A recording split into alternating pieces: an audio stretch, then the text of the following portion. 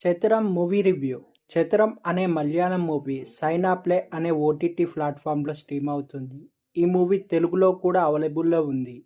ఈ మూవీ ఎలా ఉందో ఇప్పుడు చూద్దాం రండి. ఈ మూవీ యొక్క రన్ టైం వచ్చేసి 2 hours 28 minutesగా ఉంది. ఈ మూవీ యొక్క బేసిక్ స్టోరీ పాయింట్ ఏంటంటే, ఎల్డో అనే ఒక వ్యక్తి సొసైటీలో మంచి పేరున్న ఒక ధనవంతుడు. అయితే తన భార్య దూరం కావడంతో సెలీనా అనే ఒక అమ్మాయిని పెళ్లి చేసుకుంటాడు. ఆమె ఆస్తి కోసం ఇతన్ని పెళ్లి చేసుకుంటుంది. అయితే ఆమెను ఇంటికి తీసుకువచ్చిన మొదటి రోజు నుంచి ఆమెకు టార్చర్ అంటే ఏంటిదో చూపిస్తాడు. అయితే ఎల్డోకి అనుకోకుండా ఒక రోజు ప్రమాదం జరుగుతుంది. ప్రమాదం జరగడం వల్ల మంచానికి పరిమితం అయిపోతాడు.